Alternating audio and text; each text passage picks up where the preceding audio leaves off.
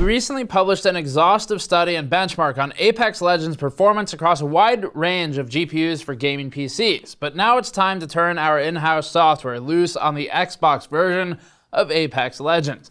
The game is no doubt popular, and given its requirement to maintain consistently high frame rates, we thought it about time to see how well the game runs on our Xbox One X when under various load conditions throughout the game, including FOV testing all the way up to 110 degrees. Today, we're looking at Apex Legends at frame time, performance, and frame rate on the Xbox One X. Before that, this video is brought to you by the Gigabyte Aorus AD27QD gaming monitor. The AD27QD is a 27-inch 1440p gaming display with 95% of DCI-P3 color saturation for high color accuracy, accompanied by a 1 millisecond response time, 10-bit IPS panel, and display HDR Visa certification. Additional features include fluid adjustment and slide, RGB LEDs for personal flair, and firmware features like cooldown counters, reticles, and adaptive noise reduction. Learn more at the link below. We can pull some information from our earlier PC testing to inform our Xbox testing of Apex Legends. In some of our tests, we found that performance varied heavily from region to region in Apex Legends. We can show some PC footage of that, with the initial drop into the game exhibiting the worst example of performance. We mostly wrote this off as inconsequential, seeing as it only happens once per game, but it's still important to be aware of your performance floor. The same is true with the Xbox, as we'll show you throughout this video, and the reason for that is because of the tremendous draw distance in Apex Legends. Frame rate primarily drops more as you look out toward the horizon at a slight isometric angle downward to observe the heavy geometric complexity of some of the mountains, as opposed to looking straight down and seeing a much more limited scope of that terrain geometry. Some commenters have postulated that the game is rendering everything constantly in its full quality, but this is extremely inaccurate. It is false, plainly. The game still calls objects, like nearly any game does. It's just that the draw distances are long enough, and there's a lot of complexity in the distant environments that you do see the heavier impact of frame rate where other games might not show it. There's clearly LOD scaling. Some of our PC footage illustrates this, as does the Xbox footage, as there's means to optimize for performance without sacrificing too much of a competitive edge. There's also object culling and pop-in, and it's visible most clearly during the drop-in sequence when you can see some of the containers disappearing and reappearing on the camera, depending on how close the player is to the ground. Apex Legends on Xbox One X runs at a near constant 60 FPS. Respawn has chosen to be aggressive with its dynamic resolution scaling on consoles, so although the game doesn't run at native 4K, the responsiveness and smooth frame rate make it preferable to our experience with PUBG on the Xbox. And we can pull some of our old footage as a reminder of that overall poor experience. Before we proceed with performance numbers, here's a quick refresher on our software. This is sort of a tutorial of the software.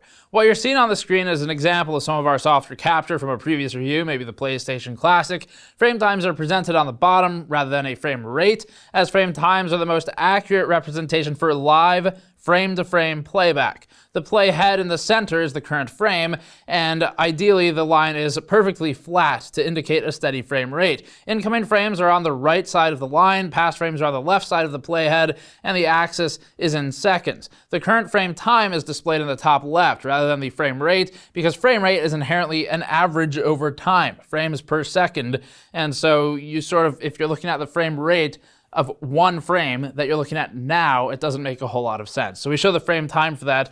And frame time, if you don't know, is a way to describe the frame-to-frame interval, or the period of time required to render the next frame presented on the screen, with present being another keyword in frame delivery. A frame time of 16.667 milliseconds is 60 FPS, 33.33 is 30 FPS, and 50 milliseconds is 20 FPS if you do prefer to use frame rate, because it's a bit more relatable.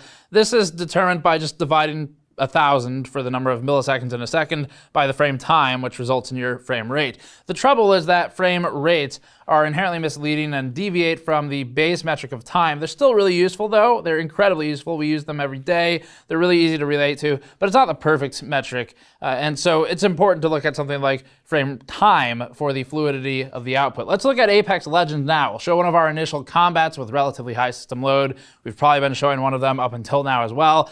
There are definitely some frame time spikes to be seen in some areas, despite an overall relatively smooth 16.7 millisecond or 60 FPS experience.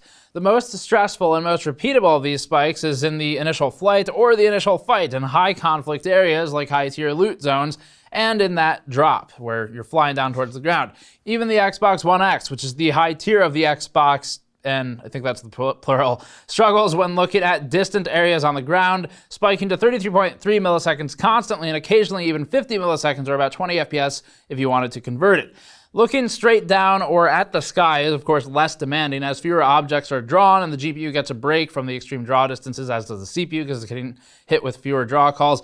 And the heavier drop load reduces as the player's view approaches the ground and fewer new objects need to be streamed in, with objects exiting view getting cold from the render pipeline. The drop is the worst case scenario in the game, or one of them. We do have one instance that's a bit worse than this with the Creeping Barrage, we'll show that later, but it's streaming new objects and textures rapidly into memory, crunching geometric data, and filling the screen with environmental data as you come down towards the earth. And because the draw distances are long even on the loot crates, which are critical to game from a gameplay standpoint, everything is just, the render pipeline's getting filled with a whole lot of data that's not really cold until you're extremely far away from it. So this is mostly interesting as a demonstration, since having a low frame rate before combat begins doesn't necessarily hurt gameplay. Still, during the drop sequence, those frame drops can be noticeable to players more accustomed to higher frame rates than, say, 20 to 40 FPS average. In actual gameplay, the most frequent spikes we saw weren't always tied to water or smoke, as our PC benchmarks would lead us to expect. In PC benchmarking, and we can show one of those GPU benchmark charts now, maybe 1080p or something with a lot of cards on it, we found that the river zones had some of the heaviest GPU load when splitting the view frustum between the river and the distant mountainous geometry.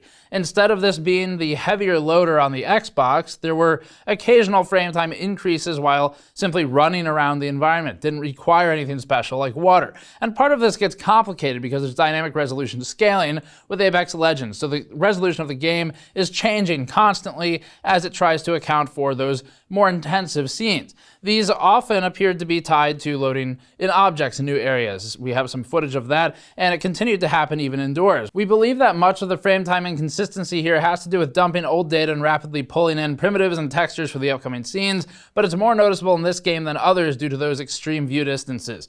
Feeding into this, there were multiple spikes while climbing ropes, which would reinforce the hypothesis that rapidly fetching new data for wider view is most heavily impacting the pipeline. Although water didn't inherently mean a lower frame rate, like it did in PC testing, it didn't help once the going got tough. In one of Patrick's fight scenes, and I'll credit it to him because neither one of us is proud of our fighting abilities, we can see grenades detonating, water splashing from bullet impact, post-process filters as we heal and shield allies, and fire from explosives. And none of these is singularly impressive as a graphical effect, but combining all of them together and then shoving it into an Xbox is difficult to process. All of this together made for a fight sequence that stuttered between 33.3 milliseconds and the more desirable 16 millisecond frame times constantly, never quite finding consistency, and that inconsistency is what's the most noticeable. Not just hitting 33 constantly or hitting 16 constantly, you're kind of okay in either one of those, especially 16, but inconsistency, once you deviate beyond the mean frame time of more than 8 to 12 milliseconds, it does start to become noticeable to the player, especially frame to frame. But nothing was that bad overall. Truthfully, it's still playable. It was overall fine, despite the intensity for a few seconds. We get hit by another round of stutters when we're downed by a smoke launcher. We have a time-stamped clip of that too for the editors, whose smoke then causes more frame time variance as it thickens. Finally, ending this scene, frame time spike erratically when we get hit by a Creeping Barrage, which is something you can see coming on the frame time plot before it even happens. If we pause the frame or maybe replay it a few times, you'll see it coming up on the timeline ahead of the playhead, and you know it's coming at this point. So if you could actually see this in gameplay, well, one, you'd be able to see the future, but two, it'd be really useful. So there's a few times where if we look at this in slower motion, you can see exactly when the frames are dropped. Frame time spikes all the way up to 67 milliseconds briefly, and holds at 50 milliseconds for about 1.5 seconds. This is noticeable in gameplay and becomes stuttery, although the stutter is technically brief at 1.5 seconds. A 67 millisecond frame time roughly calculates out to 15 FPS, and it's surrounded by a bunch of 20 FPS frames over that time period. So because FPS is inherently a rate over time. It helps to know the time that we're looking at, 1.5 seconds here. So with our average FPS for that 1.5 second sequence, we're at about 28 FPS. And obviously, sometimes a bit worse than others, the frame time spikes jumping up. The biggest drop seems to be from the heavy filters applied to the screen, as combined with the smoke and fire effects being rendered just outside of the view frustum or slightly coming into it. Not everything is like this, though. We're just highlighting the most exciting scenarios, by which, of course, we mean the most intensive, because honestly, when we're benchmarking consoles, for the most part, what you want is a flat line. That's not exciting, but we do get that, and that's a good experience in a lot of instances with Apex Legends. So as we can show in random gameplay clips that Patrick took, performance overall is generally closer to the 60 FPS average target. The game is absolutely playable on the Xbox One X, but the previous scenes raised some concerns for combat on the lower end consoles. We might branch out into testing these if it's of interest, but we need to hear it in the comments below, so please sound off if you have specific units you want us to look at. Changing FOV is the only real graphics option on the console. Minimum and default is 70, and maximum is 110. Increasing our FOV to the max, just to stress it, didn't instantly tank performance, but frame rate during the initial drop was a bit lower. During gameplay, there were some sustained periods of 33 millisecond spikes that we didn't see in our default FOV testing, resultant of the expanded viewable terrain. Some of the poorer frame times we saw were during a fight where an incendiary grenade was detonated, for example, but the game still didn't freeze up or spike beyond 33 milliseconds. Except instances like this, where it'll just spike really hard and suddenly, and you have a very visible frame drop for a fraction of a second, and that fraction is noticeable in play, as you can see in this clip repeated. Respawn has been careful enough with its resolution scaling that increasing FOV on the Xbox One X is a better experience without a noticeable performance hit in most instances. Capturing footage while spectating didn't work out as well as we'd hope. We have some examples of that, so none of it was used for actual analysis. Nothing we've talked about thus far has been from spectation, it's been from gameplay. Spectate mode seems laggy, and that's network lag, not frame lags, not video out lag.